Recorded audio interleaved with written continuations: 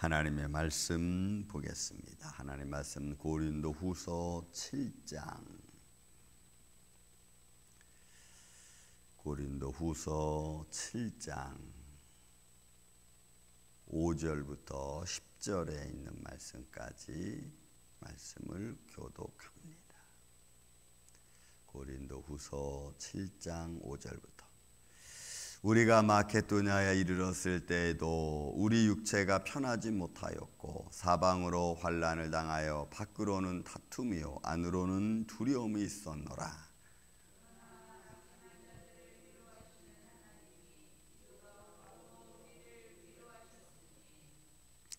그가 온 것뿐 아니요 오직 그가 너희에게서 받은 그 위로로 위로하고 너희의 사모함과 애통함과 나를 위하여 열심 있는 것을 우리에게 보고함으로 나를 더욱 기쁘게 하였느니라.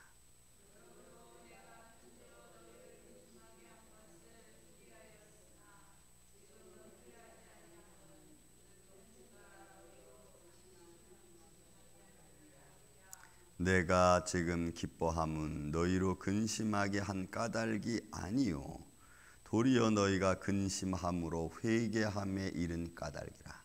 너희가 하나님의 뜻대로 근심하게 된 것은 우리에게서 아무 해도 받지 않게 하려 함이라.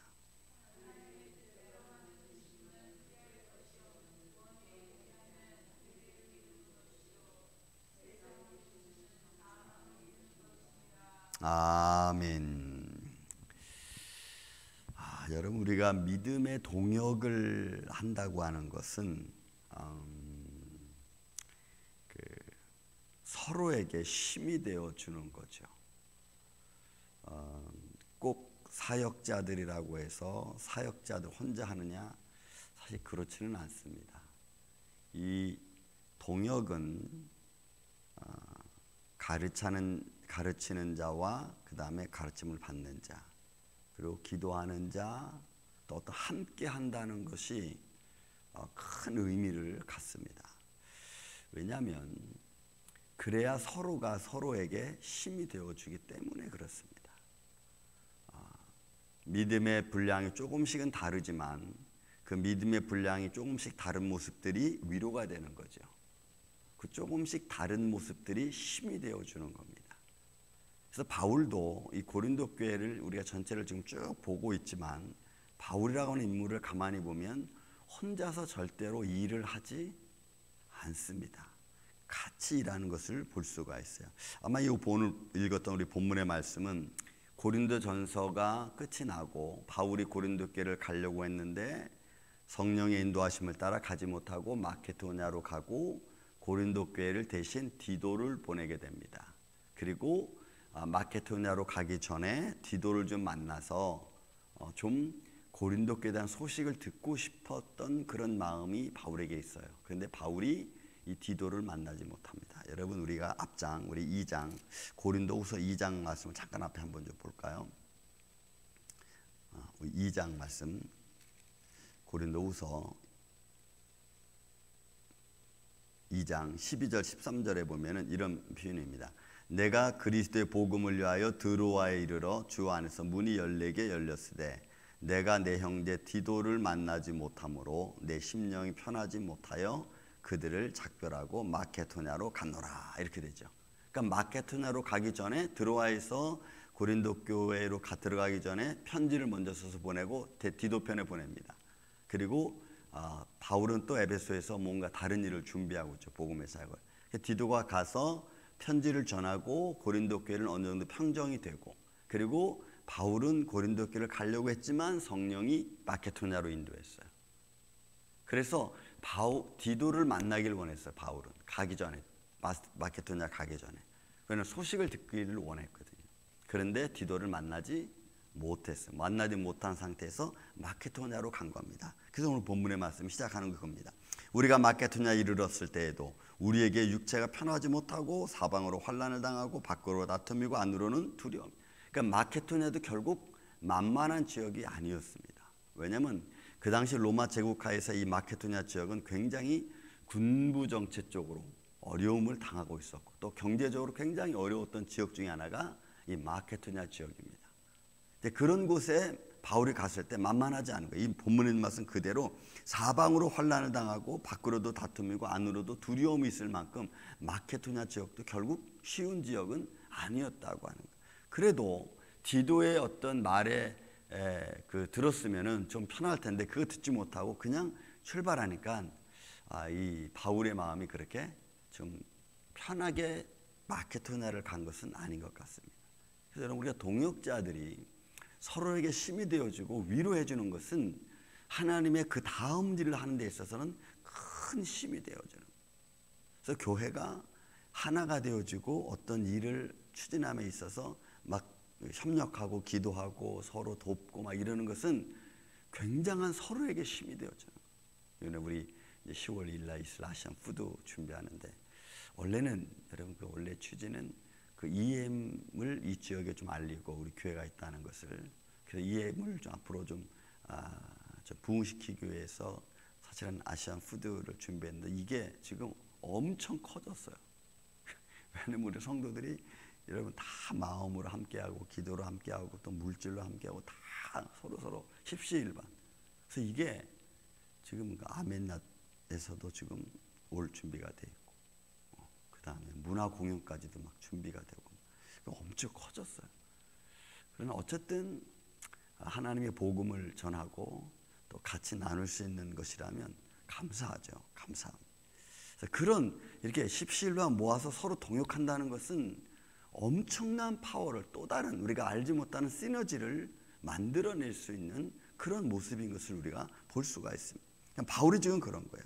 그래서 여러분 계속해서 바울이 이야기합니다. 6절에도 그러나 낙심한 자들을 위로하시는 하나님이 디도를 오므가, 그러니까 디도 만났어. 그 다음 후에 가서 디도가 오므로 우리를 위로하였으니까 바로 바울이 디도를 만남으로 큰 위로를 받은 것 중에 하나입니다. 그럼 바울이 와서 디도가 와서 바울에게 무엇을 위로했느냐? 여러분 이제 그 7절 이하로부터 나와 있는 10절까지 있는 말씀이 뭐냐면, 편지를 전했는데 그 편지를 듣고 처음에는 근심했어요. 왜냐하면 바울은 글로는 아주 예리한 사람이잖아요. 우리가 바울 고린도 전후서를 보지만 아주 냉철하고 예리하고 복음적이고, 그 다음에 거짓 교사들에 대한 아주 냉철한 판단을 내는, 그렇게 아주 정결한 그런 모습으로 편지를 보냈어요.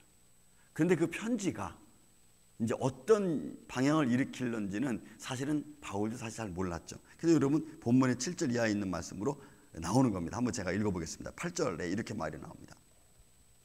그러므로 내가 편지로 너희를 근심하게 한 것을 후회하였으나, 이렇게 되는 거죠.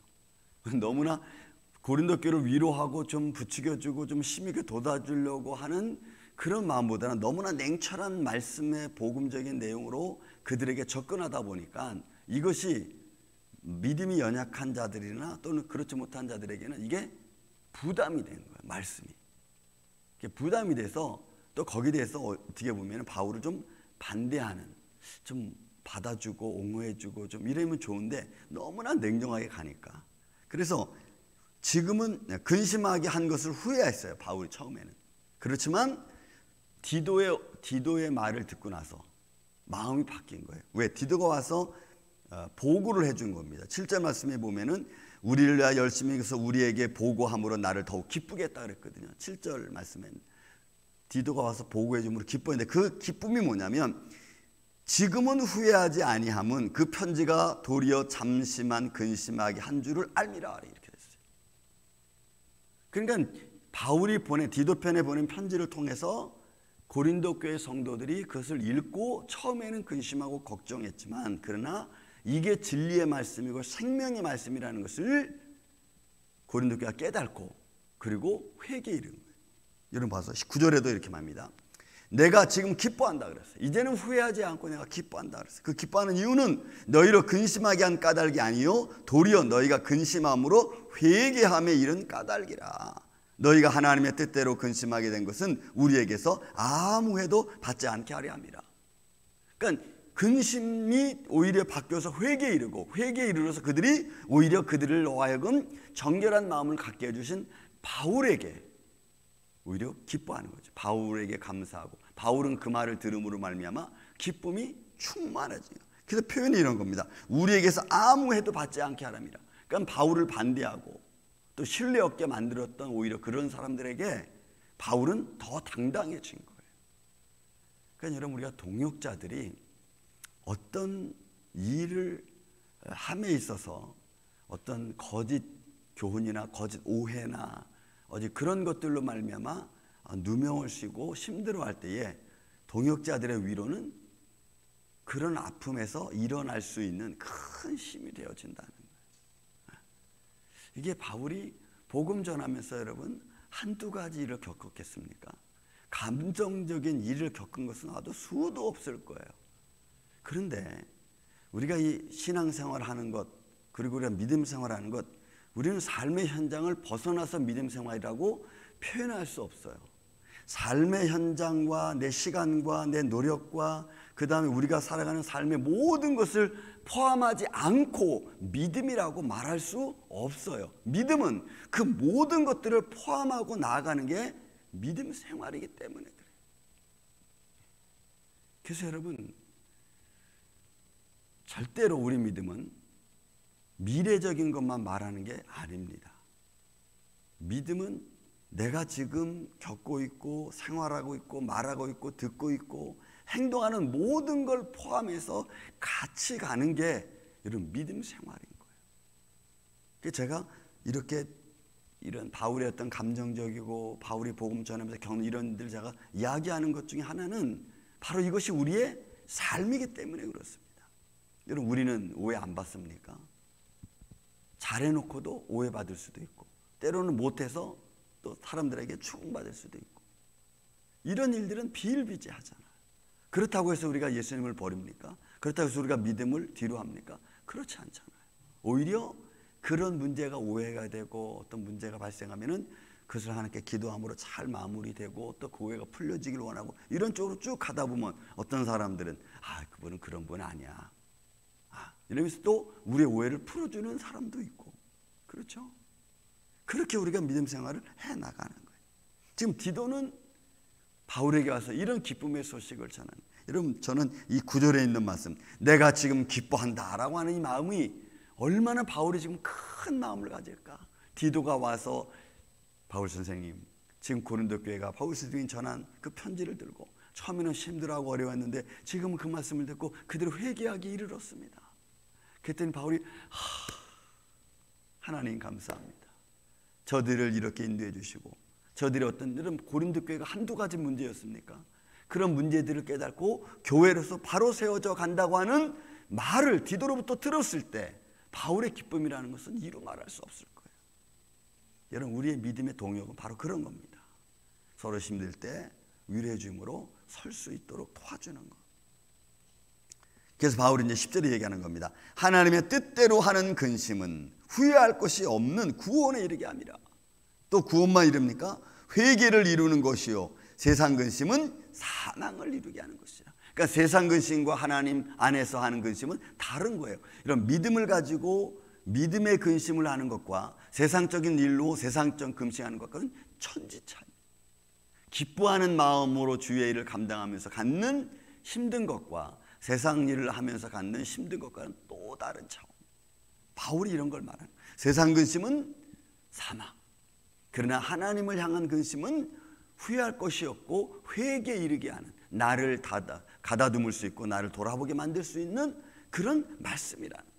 사랑하는 이 아침의 성도 여러분, 우리는 하나님을 향한 근심, 하나님 때문에 하나님 뜻대로 하는 근심, 후회할 것이 없는 그런 믿음의 근심을 하는, 그래서 나를 좀 더 주님 앞에서 정결한 모습으로 내놓을 수 있는 그런 믿음의 길을 걸어가는 이 아침에 저와 여러분이 되시기를 예수님의 이름으로 축원을 드립니다. 사랑